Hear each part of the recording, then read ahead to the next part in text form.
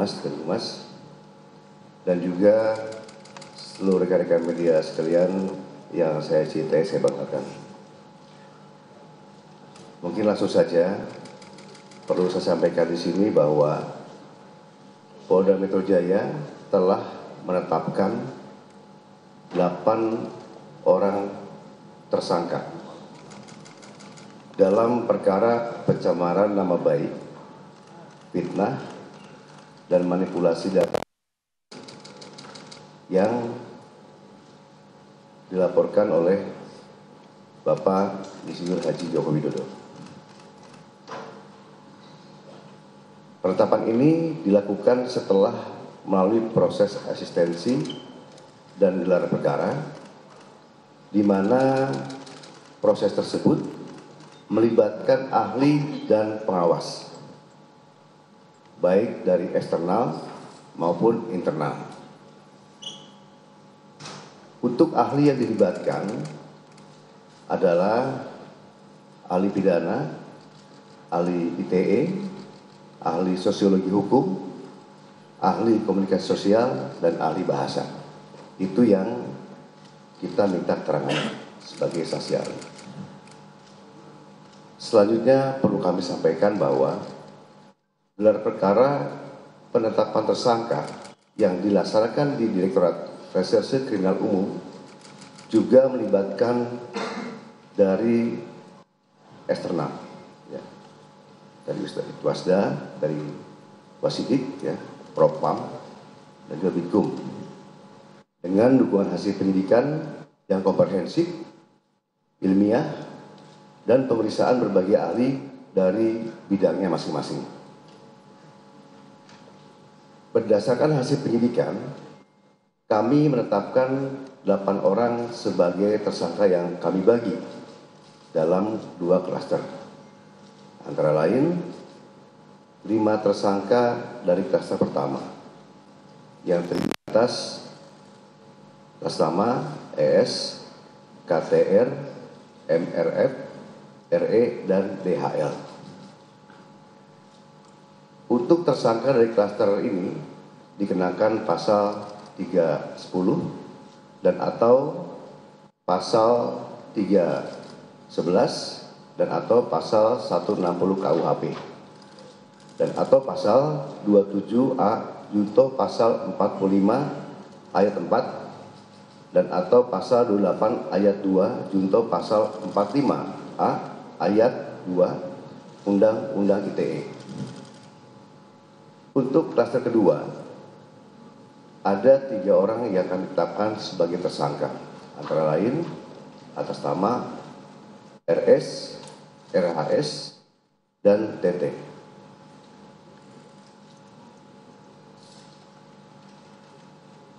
Tersangka pada klaster 2 dikenakan pasal 310 dan atau pasal 311 KUHP dan atau pasal 32 ayat 1 junto pasal 48 ayat 1 dan atau pasal 35 junto pasal 51 ayat 1 dan atau pasal 27A junto pasal 45 ayat 4 dan atau pasal 28 ayat 2 junto pasal 45A ayat 2 Undang-Undang ITE. Rekan-rekan media yang saya banggakan, dalam prosesnya penyidik telah memeriksa 130 saksi dan 22 ahli dari berbagai bidang yang terdiri dari 1. Dewan Pers, 2. Keterbukaan Informasi Pusat, yang ketiga Dirjen Peraturan dan Perundang-undangan dari Kemenkumham, yang keempat Akademisi Digital Forensik, yang kelima Asosiasi Digital Forensik, yang keenam Praktisi Digital Forensik, yang ketujuh Ahli Bahasa Indonesia, yang kedelapan Ahli Sosiologi Hukum, yang kesembilan Ahli Psikologi Massa, yang ke-10 Ahli Komunikasi Sosial, yang ke-11 Ahli Anatomi dari UI, yang ke-12 Ahli Hukum ITE, yang ke-13 Ahli Hukum Pidana, Yang ke-14, SDM Kesehatan Kemenkes. Yang ke-15, Lab Dokumen dan Digital Forensik. Selain itu, penyidik juga telah menyita 723 item barang bukti termasuk dokumen asli dari Universitas Gadjah Mada yang menegaskan bahwa ijazah Insinyur Joko Widodo adalah asli dan sah. Hal tersebut juga diperkuat oleh hasil pemeriksaan dari Puslapor Polri dalam aspek analog dan digital. Berdasarkan temuan tersebut, penyidik menyimpulkan bahwa para tersangka telah menyebarkan tuduhan palsu dan melakukan edit serta manipulasi digital terhadap dokumen ijazah dengan metode analisis yang tidak ilmiah dan menyesalkan publik. Selanjutnya, penyidik akan berkoordinasi dengan Kejaksaan Tinggi DKI Jakarta untuk proses hukum lebih lanjut. Pada kesempatan ini, kami tegaskan bahwa penanganan perkara yang kami lakukan murni proses penegakan hukum. Kemudian seluruh tahapan juga dilakukan secara profesional, proporsional, transparan, dan akuntabel. Oleh karena itu, kami menghimbau kepada masyarakat untuk bijak dalam menggunakan media sosial, jangan mudah terprovokasi oleh informasi yang tidak benar, serta selalu melakukan cek dan klarifikasi sebelum menyebarkan sesuatu. Mari kita jaga bersama suasana yang sejuk, aman, dan tertib agar ruang publik bisa selalu nyaman dan kondusif. Demikian yang kami sampaikan. Sekian, terima kasih. Wassalamualaikum warahmatullahi wabarakatuh. Om Santi Santi Om. Namo Buddhaya. Salam kebajikan. Terima kasih. Baik, mungkin silakan dari rekan-rekan media. Mungkin ada yang kan?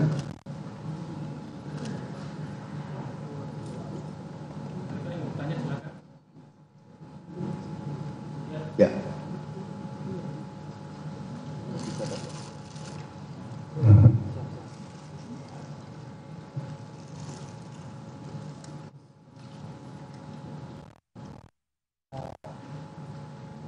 Dari mana?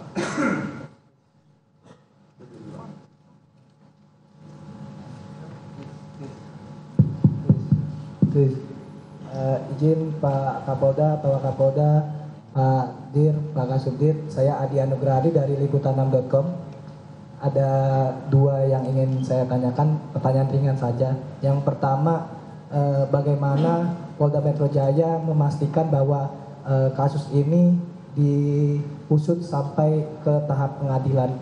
Yang kedua, yang kita tahu bahwa jarak antara pengumuman yang dilakukan oleh Barreskrim Polri dengan yang disidik oleh Polda Metro Jaya itu kan ada kaitannya gitu loh. Pada saat Barreskrim Polri mengumumkan bahwa tidak ada unsur pidana di dalam laporan ada aliansi masyarakat itu, apa yang membuat kasus ini terbilang lama dalam proses penyidikan? Apakah itu kaitannya dengan unsur pasal yang disangkakan oleh Polda Metro Jaya terhadap para terlapor atau seperti apa gitu? Terima kasih.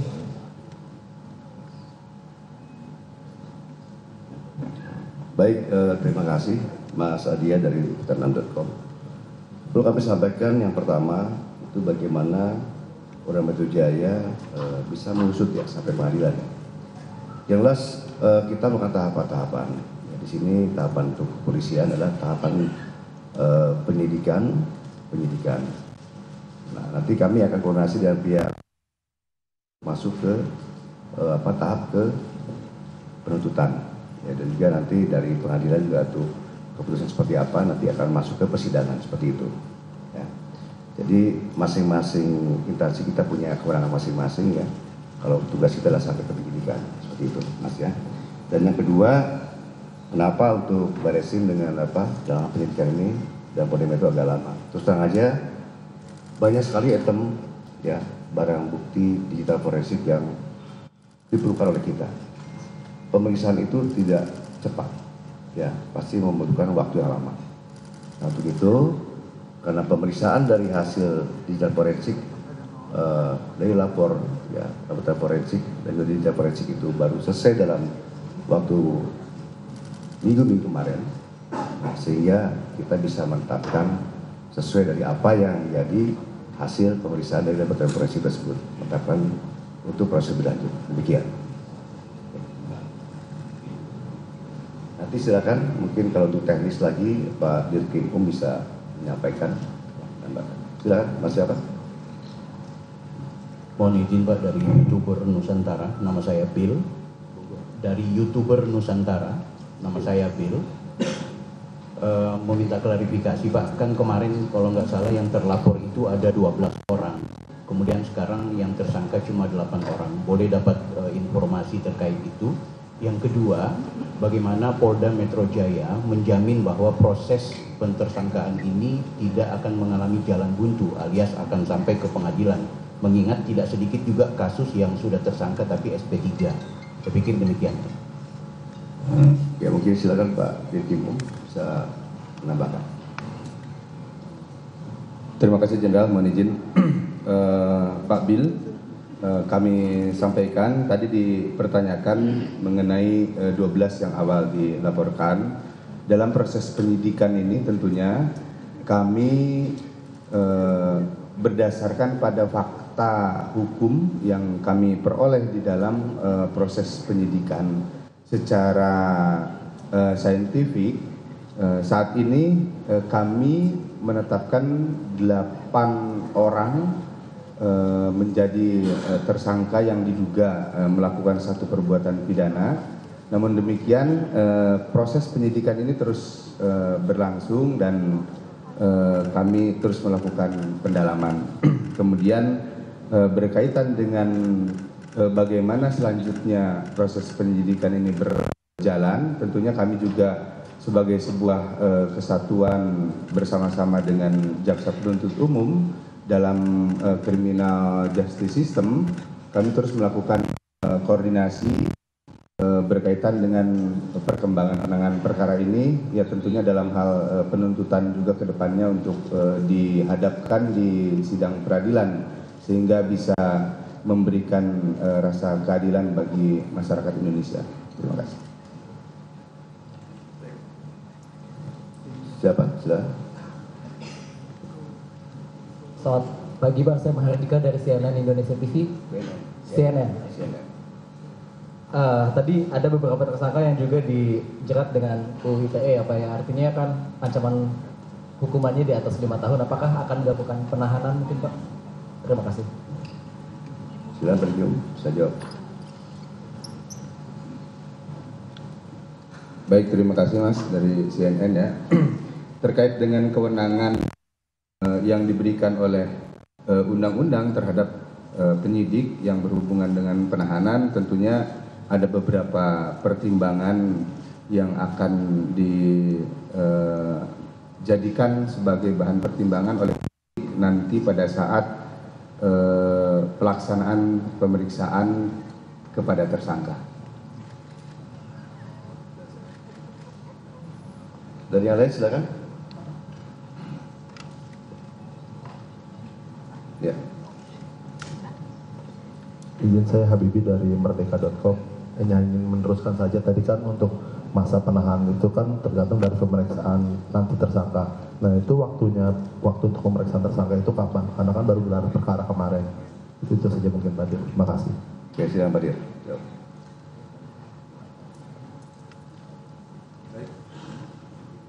Terima kasih. Tentunya kita setelah ini akan mengirimkan surat panggilan kepada yang bersangkutan. Kami berharap mudah-mudahan dari para tersangka bisa memenuhi panggilan kami sehingga hak yang bersangkutan sebagai warga negara untuk menyampaikan klarifikasinya dalam bentuk berita acara itu dipenuhi juga oleh yang bersangkutan. Silakan satu lagi ya. Saya Carla dari Kompas TV Pak, mau menanyakan tadi kan disebutkan ada 2 klaster, yang klaster kedua ini Karena dari Kompas TV. Yang klaster kedua ini kan tadi disebutkan ada 3 dan yang klaster pertama ada 5 tersangka. Nah ini yang berdasarkan backgroundnya dibedakan 2 klaster ini, peran-peran yang mereka lakukan sehingga dibedakan ada 2 klaster ini kan untuk pasal-pasalnya juga ada yang sedikit berbeda, mungkin bisa dijelaskan lebih lanjut. Terima kasih. Baik, terima kasih Mbak Carla dari Kompas ya Mbak. Tadi disampaikan oleh Pak Kapolda terkait dengan 2 klaster. Dalam hasil penyidikan kami yang diperoleh fakta dari hasil penyidikan tersebut, tentunya penentuan klaster adalah berdasarkan dari fakta penyidikan yang diperoleh oleh penyidik. Dan itu sesuai dengan apa yang dilakukan atau perbuatan hukum yang dilakukan oleh masing-masing tersangka, sehingga ini akan menentukan pertanggungjawaban hukum seperti apa yang harus dihadapi oleh tersangka. Jadi clustering itu didasarkan pada perbuatan yang telah dilakukannya. Baik ya rekan-rekan, saya rasa cukup ya. Itu yang dapat kami sampaikan. Ya. Itu saja yang dapat kami sampaikan ya. Terima kasih atas perhatiannya. Saya terima kasih. Wassalamualaikum warahmatullahi wabarakatuh.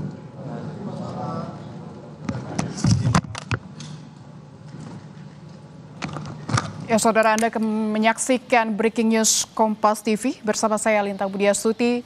Anda baru saja menyaksikan pernyataan langsung dari Kapolda Metro Jaya Irjen Pol Asep Edi Suheri terkait dengan gelar perkara kasus tudingan ijazah palsu Jokowi. Polda tetapkan 8 tersangka tudingan ijazah palsu Jokowi, saudara. Dalam hal ini polisi telah memeriksa sejumlah saksi dan ada 22 ahli yang diperiksa oleh polisi. Beberapa di antaranya adalah Dewan Pers, ada ahli digital forensik, ada ahli bahasa Indonesia, ahli sosiologi hukum, ahli komunikasi sosial, ahli hukum ITE, dan ahli hukum pidana. Sebelumnya ada 12 terlapor terkait dengan kasus tudingan ijazah palsu Jokowi, namun polisi menetapkan 8 tersangka untuk tudingan kasus ijazah palsu Jokowi ini, saudara.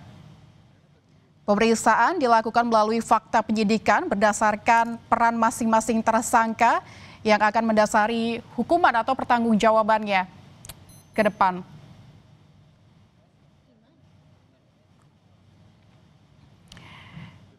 Baru saja polisi menetapkan 8 tersangka kasus ijazah palsu Presiden ke-7 Indonesia Joko Widodo. Gelar perkara ini akan menentukan atau sudah ditentukan siapa tersangka yang menjadi tersangka dalam kasus tudingan ijazah palsu Jokowi. Sebelumnya Polda Metro Jaya meningkatkan status kasus tudingan ijazah palsu Jokowi ke tahap penyidikan pada Kamis 7 Oktober 2025 lalu. Demikian Breaking News Kompas TV, kami tutup, saudara. Sampai jumpa.